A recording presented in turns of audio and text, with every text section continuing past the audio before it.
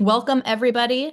Thank you so much for joining us. Talia Goldberg. I'm a partner at Bessemer Venture Partners, where I help lead a lot of our AI investments. And one of the most exciting things for us over the past few months, quarters, years has been just seeing the pace of development and the changing best practices as companies are adopting different AI tools and products, both to improve their own efficiency and workflows internally, but also to build AI native products and to take advantage of the latest and greatest that's out there. And it's changing so fast, and the landscape is so dynamic that what's been really rewarding has been hosting these sessions and this research to runtime series, which brings together folks to share best practices, talk through how they built things, what they're doing, and share their learnings more broadly. So on this session, we're super excited to have Lucas and Max from Hebbia and Temporal. I'll turn it over to let them introduce themselves, but I want to let everyone know we have the chat light open, so feel free to jump in with questions. We'll save time at the end for Q&A, but if you have relevant questions or topics as we go through, don't be shy to put them into the Q&A chat box, and we'll definitely try to address them. But thank you again. And with that, I'll turn it over to Lucas, who what I'm super excited about for this session in particular is that we have Lucas and Max, and we have the Lucas who's actually using the product that Max is building. And so you get to hear from someone on how they're actually using it, what they're doing, what's working, what isn't working, do some demos, and then on Max in terms of what he's seeing, why they built this, how they built this platform, and what else it may be useful for. So, Lucas, I'll turn it over to you, and then we'll go to Max for a quick intro and dive right in. Welcome, everyone. My name is Lucas. I'm a software engineer at a company called Hebbia AI, which is focused on kind of building what we call an AI platform for finance. What that means is basically building a lot of agentic systems that try to solve different workflows within the financial services industry. Yeah, and I've been at Hebbia now about 3 years, joined very early on when we were about a 6, 7 person company, now grown to about 100, and recently started exploring the use of temporal and integrating that into some of our production systems. Yeah, very excited to talk more about that. Awesome. Thanks, Lucas. And Max, if you don't mind giving your brief intro. Yeah, I'm Maxim Fateev. I'm co-founder of the Temporal project. And before it was built at Uber. We started the project 9 years ago. It was called Cadence. Then we started the company, and we forked it, and we created Temporal. Temporal still is an open source project with MIT license. So it's fully featured, no shenanigans with licensing. And then we also have a company which monetizes that through a SaaS service. Awesome. And Max, maybe just as context on Temporal, do you mind just sharing with folks a little bit, what was it used for at Uber? What happened? What was the genesis story of then deciding to go and start Temporal? And how has it changed? You started Temporal before we had this latest wave of AI agents, and obviously today, and what we're going to talk about a lot today is about building durable execution agents using Temporal. But your story started even before that paradigm, and you've been right place, right time, right offering. So would love to just hear a little bit of that genesis. Just to give you some background, I spent 8.5 years at Amazon, and I was tech lead for publish subscribe infrastructure of Amazon. We built our custom storage engine for messaging, and it was well before Kafka existed. Later, it was adopted by the Simple Queue service, which still runs on the same backend, at least I think the same design. And as a tech lead of the practically pops up at Amazon, my team and I was involved practically in every big project, and Amazon was one of the first companies building large scale event driven architecture at the back end. And it became pretty clear that event driven architecture is not the right approach to build large scale distributed systems because they're good runtime. They have very good runtime characteristics, but they have very bad design time characteristics because every message becomes practically global variable, which if you change, you don't know who is broken, and just a mess of callbacks and mess of services. And we practically realized that we need to do an orchestrator, and we have multiple iterations inside of Amazon, and they resulted in the publicly released simple workflow service. I was tech lead for that. And later, for non-technical reasons, I moved on to Google, and co-founder of Temporal, Samar, who was working with me on a simple workflow, moved to Microsoft. And he built a durable task framework there. And now Microsoft has durable functions, which adopted that framework. And then 9 years ago, 10 years ago, we joined Uber in Seattle office. And we did the same thing. We built a PubSub system, and then we built Cadence, which was an orchestrator. And within 3 years, we ended up with over 100 use cases at Uber running on that. And Temporal is a very general purpose system, and I can spend some time explaining what it does. But the use cases were from infrastructure provisioning and up to the business level workflows. And obviously payments and big data, everything in the middle, because it's practically the new way to build distributed systems. And then when we started to get an external adoptions from companies like HashiCorp, which built their cloud around that, the companies like Airbnb, Box, DoorDash, and a lot of other like Netflix, we started the company and 6 years ago, and we grew a lot. We see state now 300 people and hundreds of large enterprises users in production. Our revenue growing very well. So we are in pretty good shape. And it all happened before all the agentic stuff. Because I think right now people are still playing with agents and doing this kind of in-memory thing. But as people start building real agents, like real background, like durable agents, they need durability, they need ability to run right tools, which take long time, not just a few seconds. They need guarantees that these tools will execute. People realize that agents are just distributed systems in disguise, right? That like they just call up APIs, and what is distributed system called these days? You orchestrate a bunch of APIs.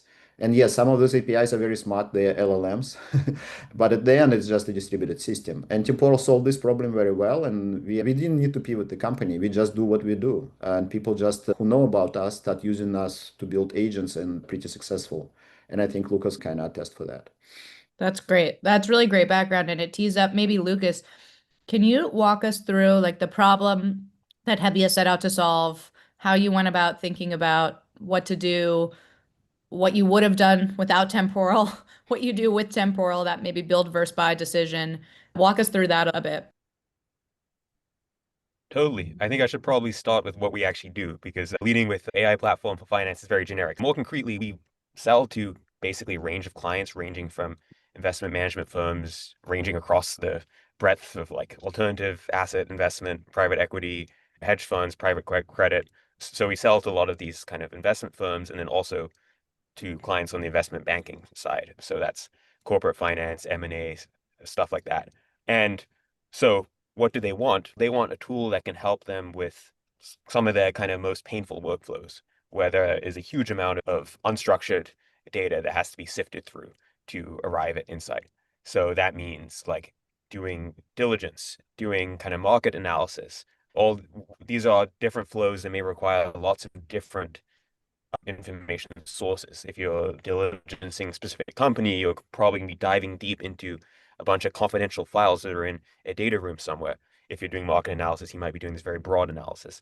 And then there's a quantitative component. You might want to pull in actual quantitative values to do, I don't know, like a cash flow analysis, something like that. So these are quite complex multi-step workflows. And the desired output from these or spreadsheet, it could even be something as straightforward as like a simple chat response. The first thing I want to make clear is the kind of agentic workflows we're trying to solve can be quite open-ended. They can be something that is very quick and something that is very lengthy. And a final point on this is that one thing we've seen is actually a lot of our usage is often quite simple. Like often we may build a very complex agentic system and then there's a lot of variability that we have to account for. So building these agentic systems, the first way that kind of Max hinted at there is manage context and memory and run things naively as treating it as like a series of API calls. And one of the problems that we run into very early is agents are very slow. One of the first things we encountered was when you're running an agentic system, you can expect a single LLM call to potentially take in the order of minutes, worst case. And that's through a combination of issues, right? One issue is there's limited capacity. You're going to hit rate limits. There's a very long inference time that's getting worse now as we move towards more and more reasoning models. And then, so that's one problem that we've very early encountered building these agents. The second one then is they can be very failure prone. There can be a lot of, early on especially, there were a lot of issues with like widespread API outages. And even today, we often see one-off errors.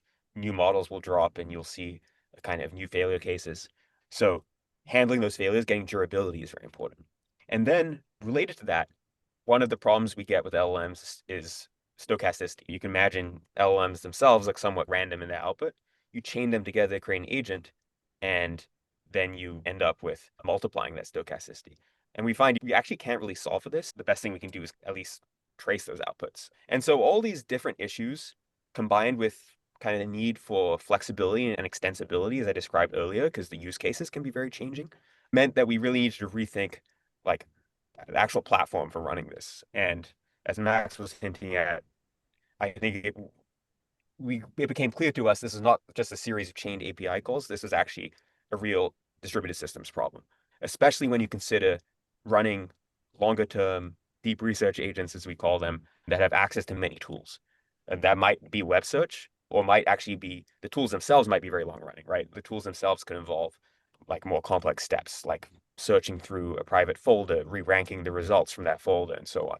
So these are all the different challenges that we encountered. And I think that kind of leads directly into what Max was mentioning, which is temporal can be a way to address all those individual challenges.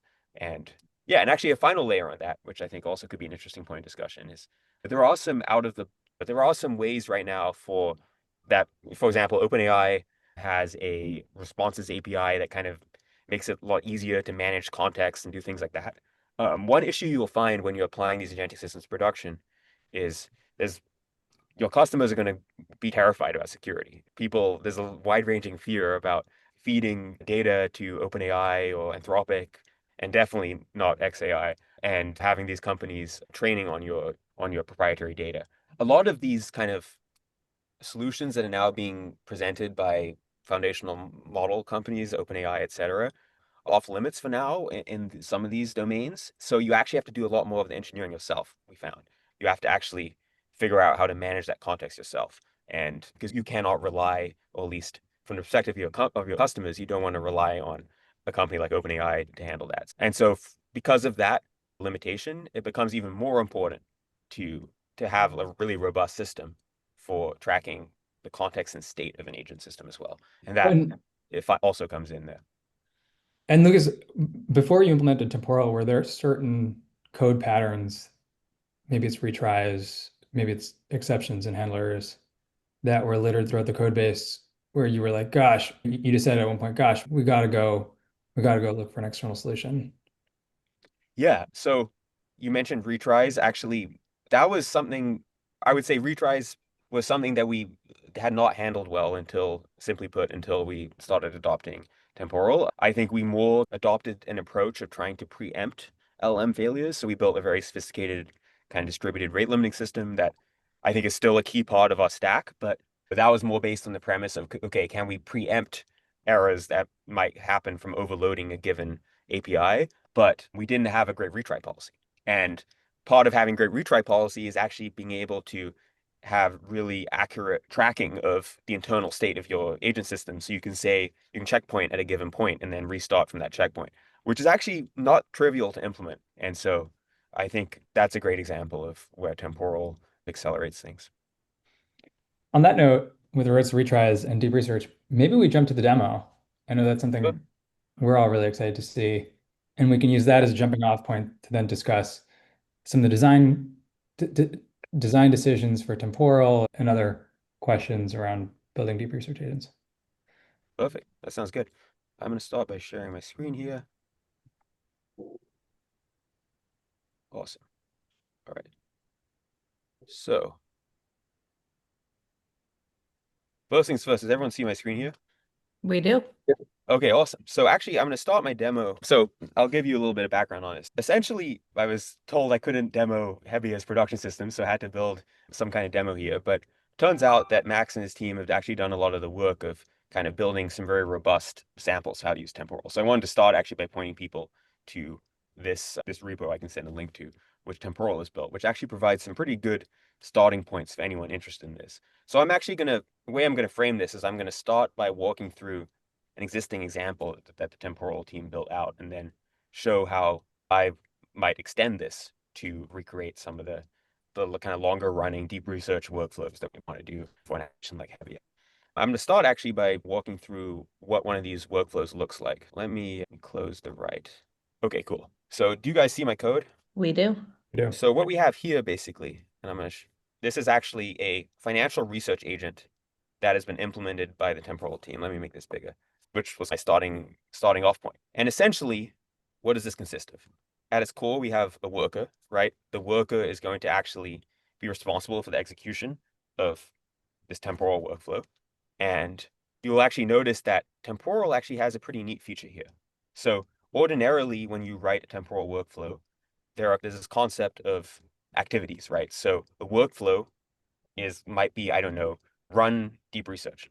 Within that workflow, there may be actually many different activities that have to be executed. And Max can elaborate, I'm sure, at some point on this structure and how that kind of works behind the scenes.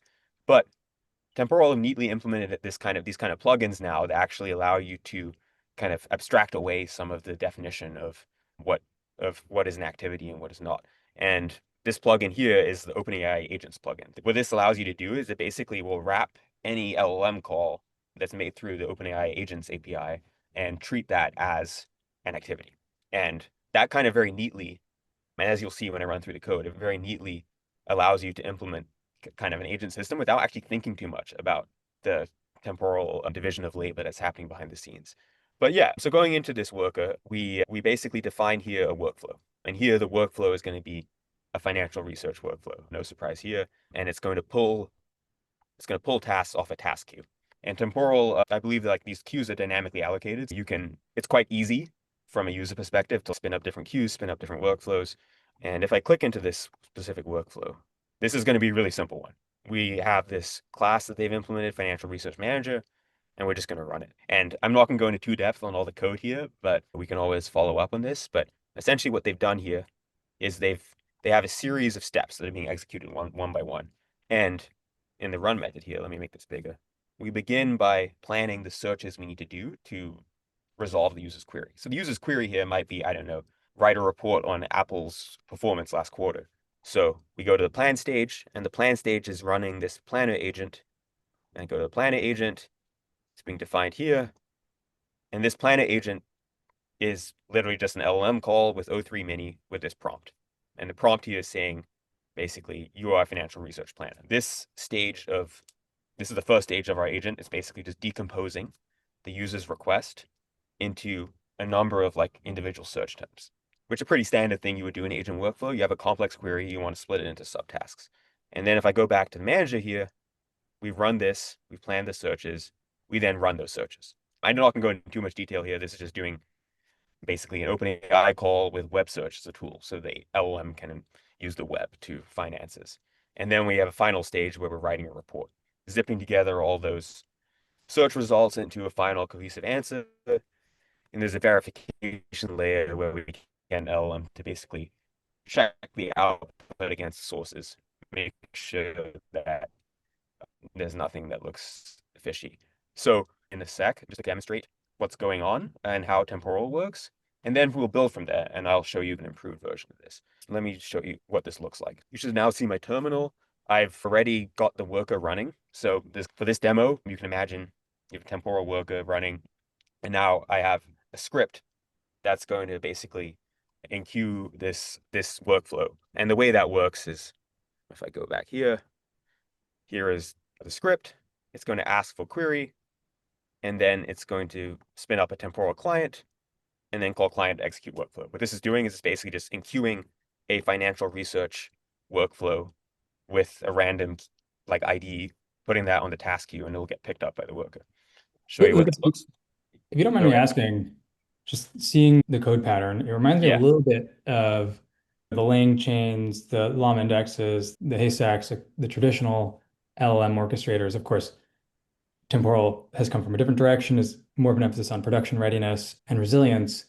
But did you guys ever think about using other tools, such as some of those traditional LLM orchestration products? Yes. And maybe Maxime, after he answers that, I'm curious to hear your perspective on where temporal sits in the market.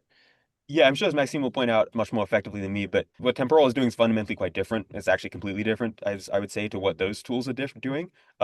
This example being a very toy example where everything is running on my laptop and is not a great example for that. But because we actually have a cloud hosted queue, we have the ability to actually run and a temporal server, right? That can be hosted on temporal cloud or hosted, self-hosted. This is actually a true distributed system, right? And while the worker is also running on my laptop here, the worker could be arbitrary. The worker could be running in an isolated manner, which is how it would look in production system. which is not something that's achievable with, in other words, and not something achievable as LangChain or these orchestration libraries. In other words, Temporal is solving kind of an infrastructure problem rather than simply a kind of code cleanliness problem. I think it can be, can you just show again the workflow run method just to Yes. a little bit explain what's going on there? I think just a financial research manager run.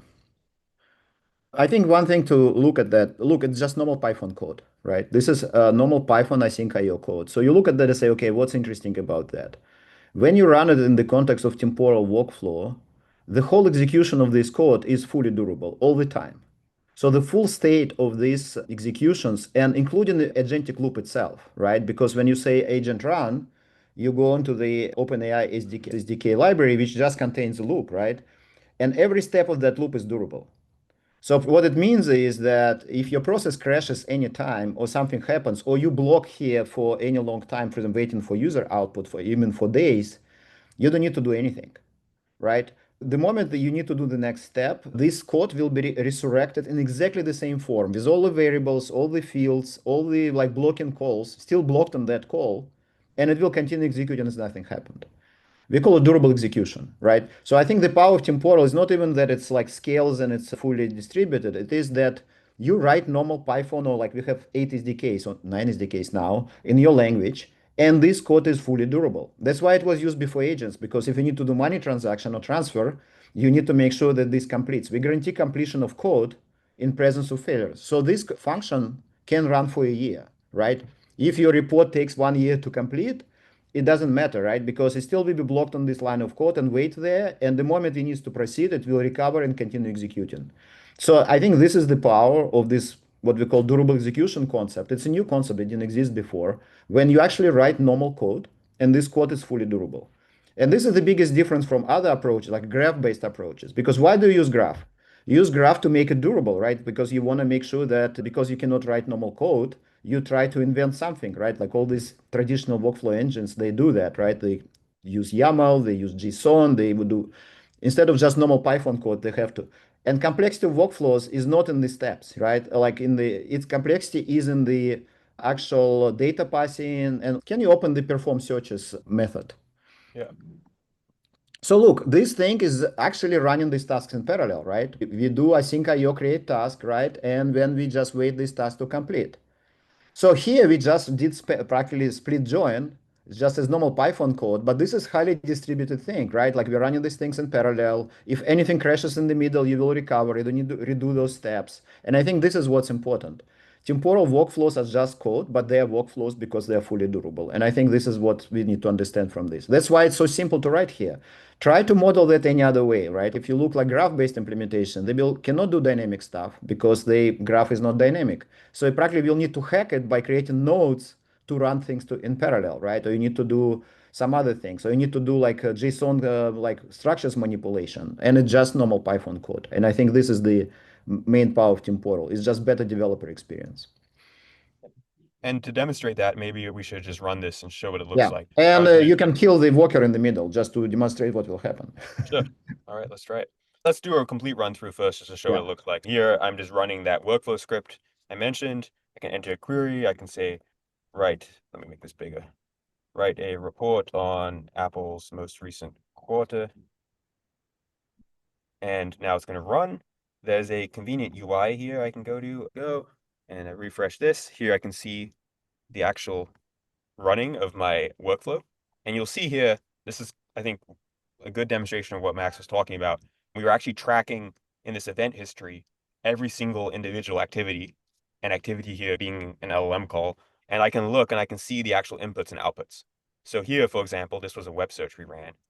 I can see the system prompt that the LLM was given, and I can see the model settings. I can see all this information and get this like nice water flow view of everything that is happening as we are running this workflow. And just to demonstrate failure, if I kill the workflow, or kill the worker here. Oh, it actually completed before I killed it, so I'll try that one again. But here I'm just running the worker again, and let's resubmit the workflow. And you can run as many workflows in parallel as you want, right? It can have billions of them running in parallel, and you don't need to change anything. besides having enough workers to process the load. So now we have a new workflow, and now we'll make sure this is running. It looks like it is. Let it complete at least one activity. Yeah.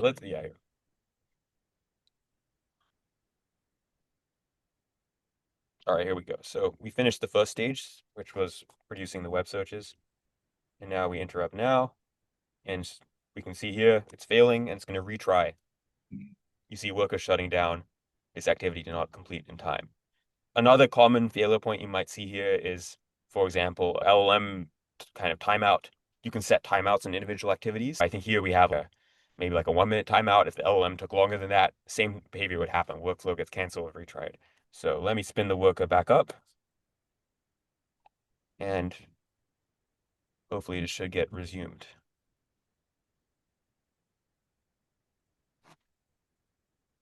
There we go. So now it actually retried and completed. And I can see here, I think, the number of retries. Let me make this bigger. Look, activity task started. It's this one here, right? Yeah. Yeah, click on it and it will show the number of retries. It's this one here, right? Yeah.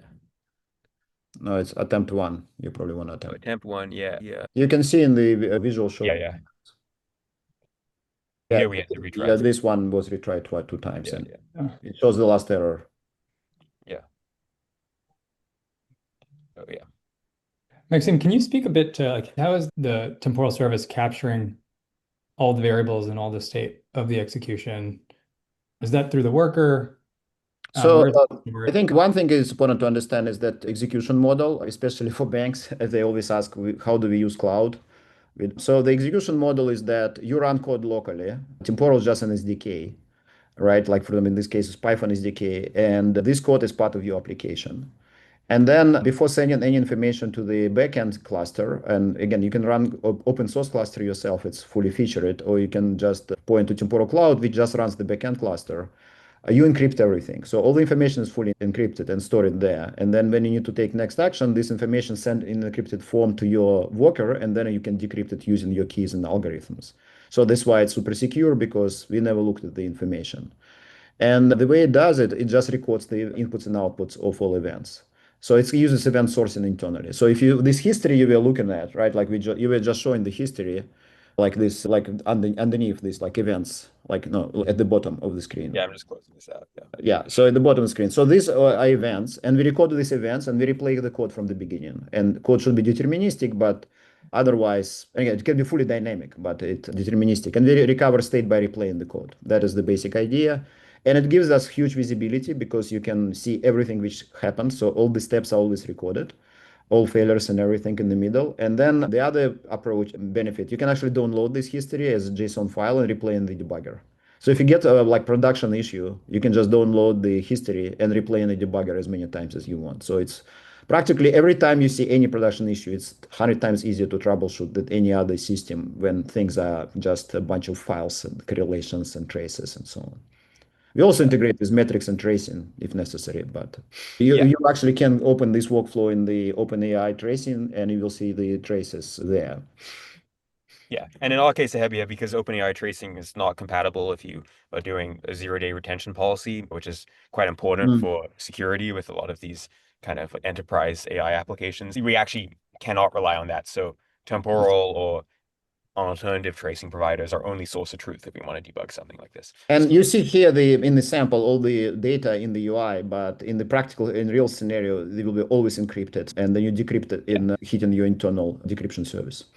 Yes, and I believe actually there's an option when you download, right? Yeah, this makes that clear, right? You can download, and the download option mentions codex server here. What this means is you can host your own server to actually do the encryption and decryption. So you have ownership over that, which is a nice security guarantee.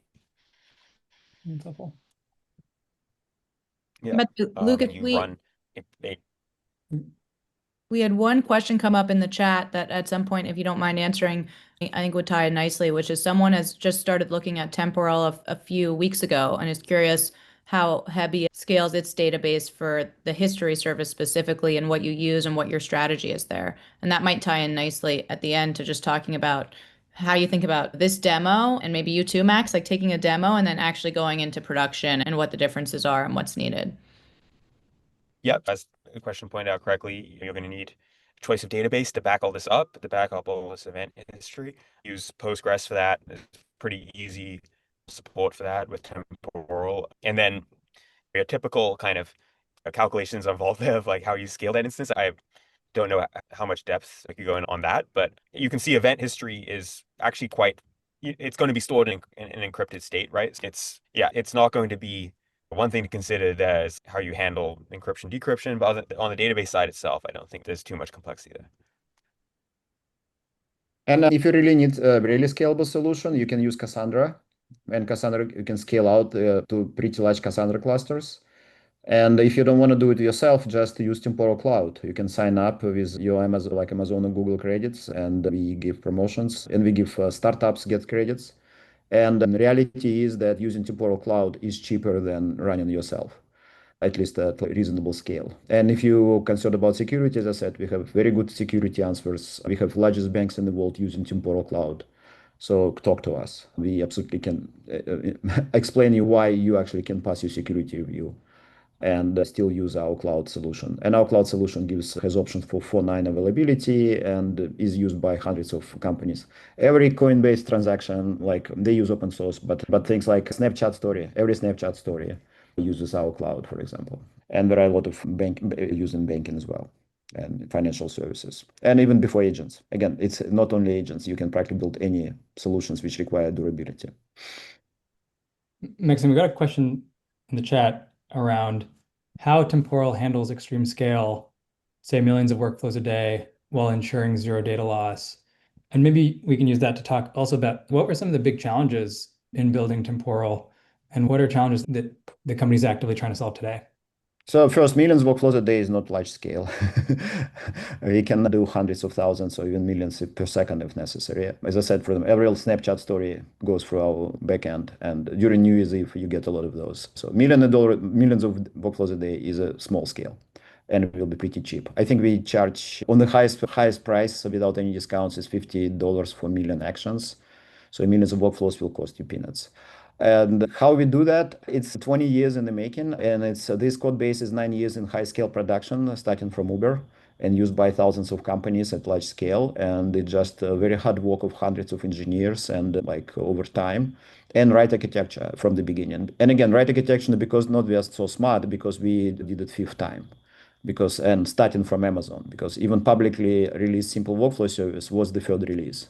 We had two internal releases, and then we did it at Uber, we did it at Microsoft. So we just spent long time thinking about these problems. There is a presentation called Designing Workflow Engine from First Principles. If you Google my last name and first name and Designing Workflow Engine for First Principles, you can find the link. It was at Meta at scale, like Facebook at scale back then, conference, and I presented that and explains the kind of backend architecture of Temporal. It's share nothing, like scale out. We never hit, so far we weren't able to find the limit of the platform. It's always saturated database. You can give it any database and it will scale out. For our cloud, we built our own database. We practically created a database just for that use case, and that's why it can scale almost infinitely. So yeah, scale is not a problem. Availability is not a problem, especially if you use our cloud. That's helpful. Perfect. Any more Maybe one questions? more question from the chat. Are there dark patterns or common failure cases, maybe both for Lucas and Maxime, that you see commonly in the industry when people are trying to implement either Temporal or some sort of other durable execution workflow?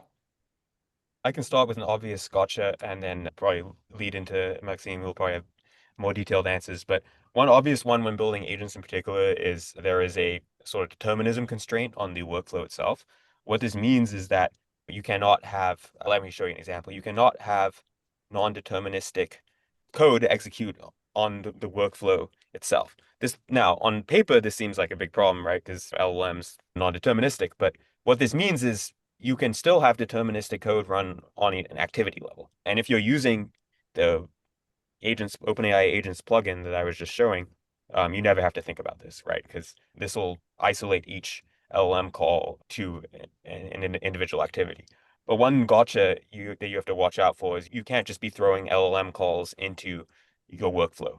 Like if I'm not using this agents plugin, I have to be thoughtful about how I am running LLM calls. An example of that, maybe if we don't have time to do a full run through of this, but the kind of follow on that I just quickly build up for this is a version of deep research where we are doing this like iterative exploration of subtopics. I couldn't, for example, here say, let me, I don't know, randomly choose a set of subtopics to explore at a given time on the workflow level. That would not be permitted within Temporal. That's one thing to look out for. I think one important point is that people confuse determinism with dynamic execution. Workflows can be absolutely dynamic. They can, as you see, you can run random stuff, you can do dynamic stuff. The only difference is that if you use random, you used to use specific API we provide instead of the system random. Because on replay, we will provide the same thing. If you use time, you can use our API for time. But otherwise, workflows are fully dynamic. And you can absolutely write code which like calls LLM, say, give me a set of tools, and then this set of tools is dynamic. You can implement any dynamic requirements. You can even, for example, very common use cases like implemented domain-specific languages. You can give a JSON file with your whatever domain-specific language, and you can write an interpreter as a workflow. So it's very common for us to interpret existing workflow definition languages like in other domains. And when we say determinism, all it means is that don't call external APIs from workflow directly, call them through activities. But this is practically the main limitation. And practical limitation is that activity results should be serializable, right? We usually use pedantic in Python for serialization. So if your input outputs are pedantic serializable classes, then it works just out of the box. And I just see there's another question here on how do Temporal and or Hebbia detect hallucinations for that many workflows. I'm assuming you're talking specifically about LLM hallucinations here. So that's, I'd say, like a separate challenge. I'd say that is, in the case of Hebbia, that is all to do with how you do the prompting and orchestration of agents. What I mean specifically here is like separating tasks. Hallucinations are made more probable the more you ask an LLM to do. And the kind of approach we take is getting LLMs first to just return extracts or quotes. And by decomposing complex tasks into very small subproblems that can be verified, like the quote extraction, for example, you can verify against the original document, you can mitigate the potential for hallucinations.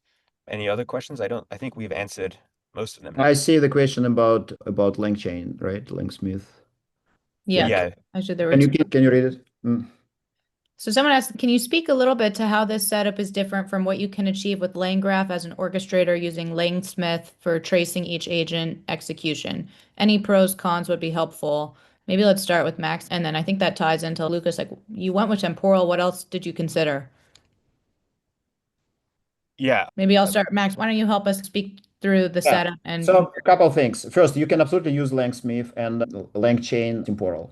You can absolutely run LangChain in activity like nodes, and then you can link them through temporal workflows. And we have a sample. In this repo, there is a sample doing that. And it integrates with LangSmith. And we even integrated at early level. You'll see even activity invocations, workflow invocations, child workflow invocations. There is nothing special about that. The LangGraph is a little bit different because LangChain is pretty kind of popular library and it does all sort of integrations. So I think it's absolutely nice to use that. And LangGraph is also reasonable. Langsmith is a very reasonable solution for tracing. But problem with LangGraph, it's practically an attempt to do a workflow engine, right? Because the reason LangGraph exists, people want to persist state. And I actually wrote a blog post about that. Graphs is just wrong way to do that because technically, instead of writing normal code as you see here, you practically try to put this code as a graph. And this code is highly dynamic. Graphs are not dynamic. And that's why they need to cheat. For example, in the case of temporal, the whole agentic loop is durable, right? So you call LLM and then you call tools, and then tool can be long-running tool, which takes 3 days, right? And then tool returns in 3 days, and your loop goes to the next iteration. You go to LangChain, LangGraph. It's actually the whole loop is just one node, right? So they practically cannot use graph for that. They practically just go to the Python code, but they cannot check point state in this case, right?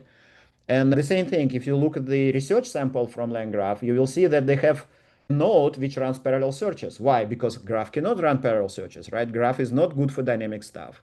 And then you think about data, right? Like, okay, every time you need to mutate data from the graph, it's a mess, right? Because graph practically has a bunch of global variables or structures because it's not clear, right? Here it's just normal method. Method gets input and output, right? You have an activity, input and output.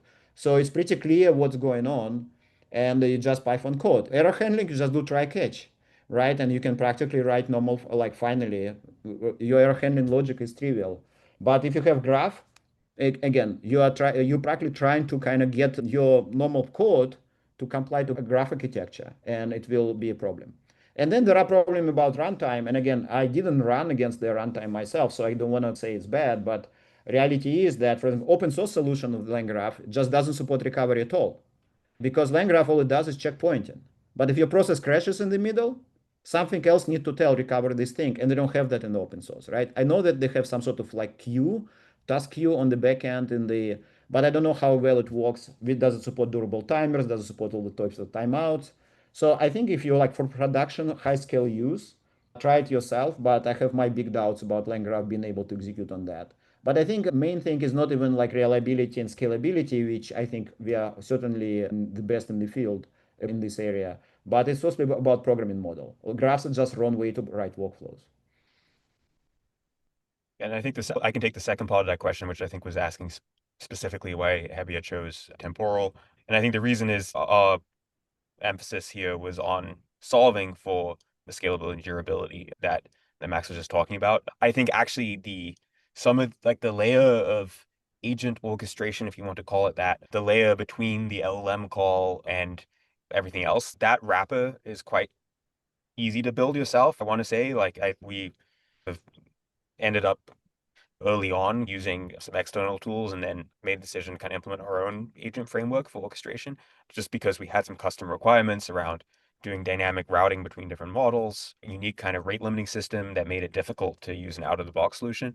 And that part I would say, is something that is doable if you want to implement your own. The difficult part, as Max was getting at, is making that system durable. And that is what we outsource to Temporal. And because Temporal, I think, has a very strong case for solving that specific problem very well. I think just reiterate that Temporal doesn't have its own framework because we integrate with any framework if needed. Again, we can run LangChain, we can OpenAI SDK. You saw the sample using OpenAI SDK. Pedantic AI integrated with Temporal as well, so you can run a Pedantic AI workflows. And in a lot of cases, you just don't need any of that. You can just write a lot of people say we don't want to use framework, we just want to write code. But if they write code, this code is not durable. But if you write this code as temporal workflow, the code becomes durable. So you can have your own event loop, you can have your own agentic loop, you can have your own flows, you can have your own framework, and temporal would support that. Our kind of strategy is not trying to create yet another framework. Our strategy is to use what's the best for you, and we will provide durability and scale and availability for you and be an underlying engine for all of those. That is, I think, the most important kind of point there is you are not linked, like you practically don't need to be tied to any specific agentic framework if you use Temporal, and you can build your own.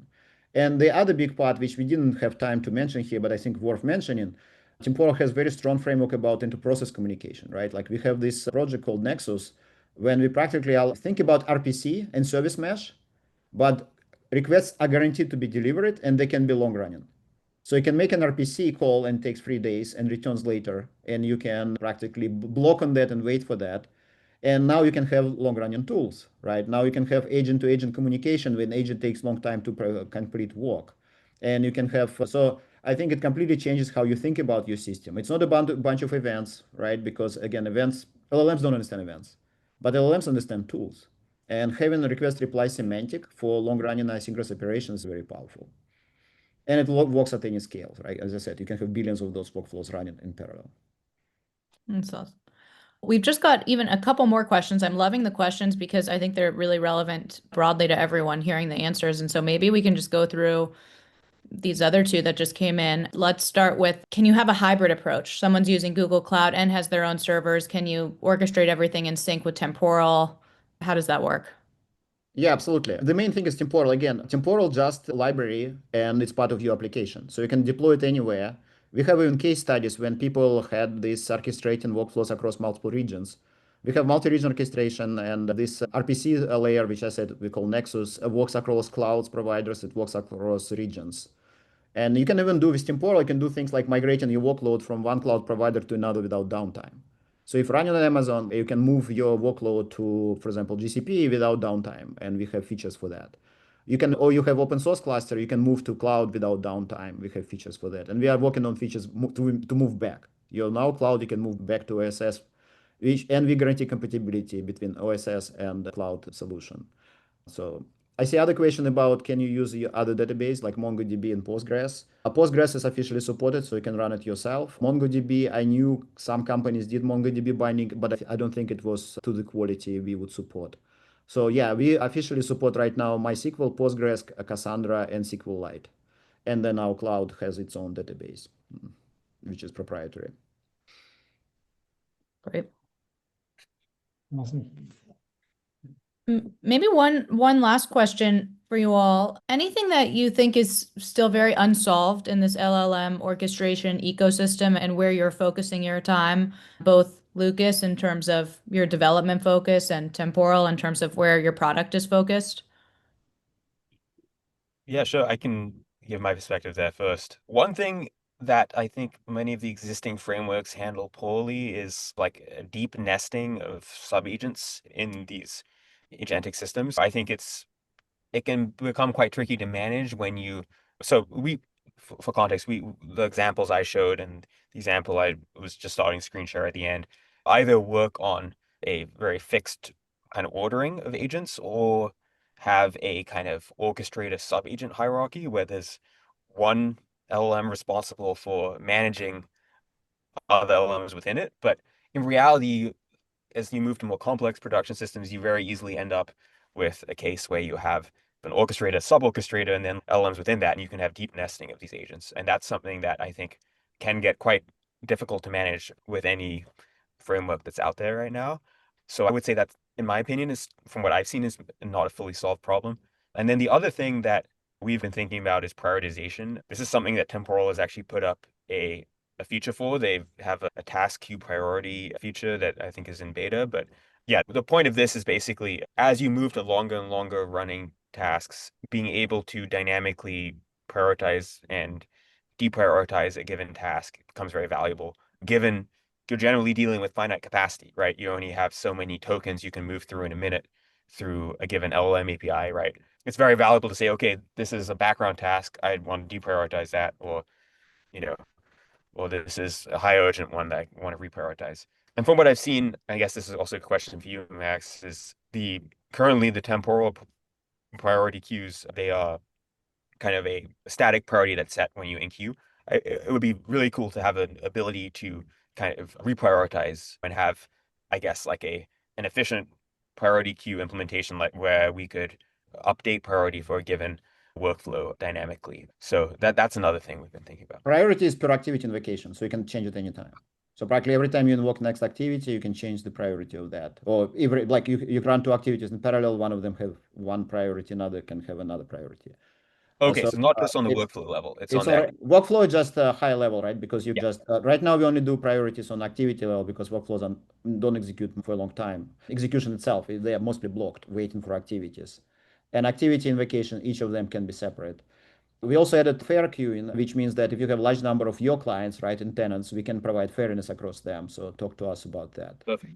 One thing which I think is not solved right now is very well is tools, long-running tools, and durable execution of tools. MCP doesn't have good support for long-running operations, right? MCP was kind of conceived for use cases when every tool invocation takes a few seconds.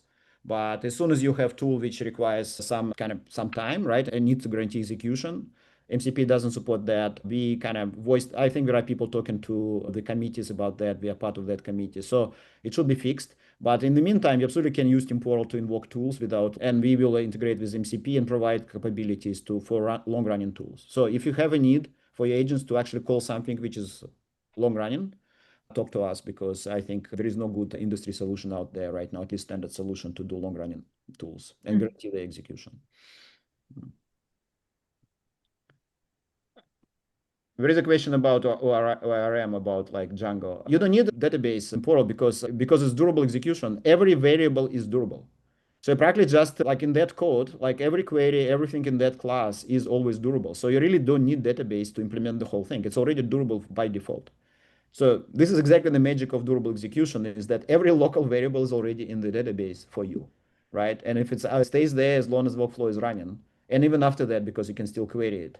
So if you want to update database, you can always do it from activities and you can use whatever framework you want. There are no limitations. But in a lot of use cases, you don't need database at all because Temporal just already persists state for you. Well, team, I know we're up at time. This was awesome. I loved all the questions that came through the chat because, oh, we had one question on running the AI generated code. Did we forget to do that in the last demo? Do you guys have one last second? Lucas, is it still up? Oh, let's see, I've closed my screen share. We may have, if we have one more second to complete the demo, we can try and do that. Otherwise, we'll give everyone their time back. Yeah, let me run that right now.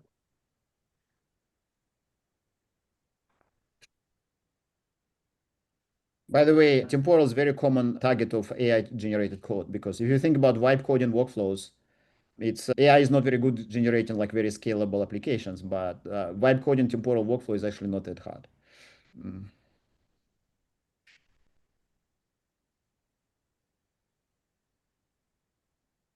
And thanks to everyone for all the great questions. It was awesome just to be able to make this as practical and useful for the audience as possible.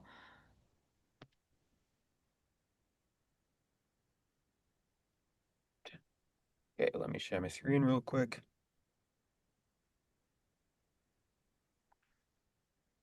Okay, cool. So here we have a vibe coded deep research agent, and then we go to run this. Let's do a same query here, like write a report on Apple's most recent quarter. Hold on.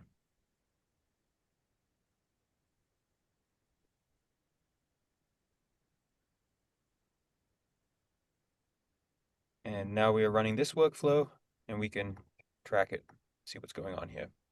So here we should see this kind of these two stages, right, where we are exploring different subtopics and exploiting them, and it'll probably be a much longer running workflow. This should take probably about 4 minutes, but it should look a little bit more interesting. So here we go. Here are the subqueries.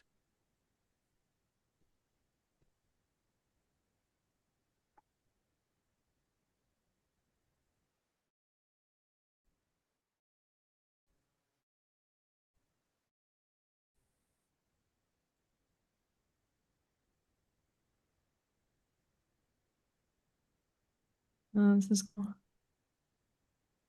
So an interesting point here, right, is this could workflow a fixed set of steps.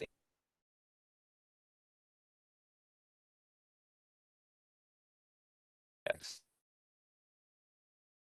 Because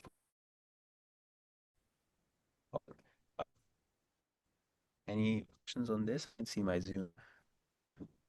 No, this is great. Cool. Thank you so much. We really appreciate it. Company.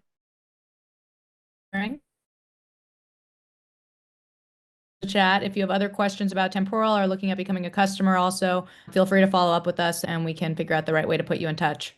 So thank you all so much, and thank you to Lucas, and thank you to Max in particular for spending your time and being so thoughtful and sharing just really practical insights with the group.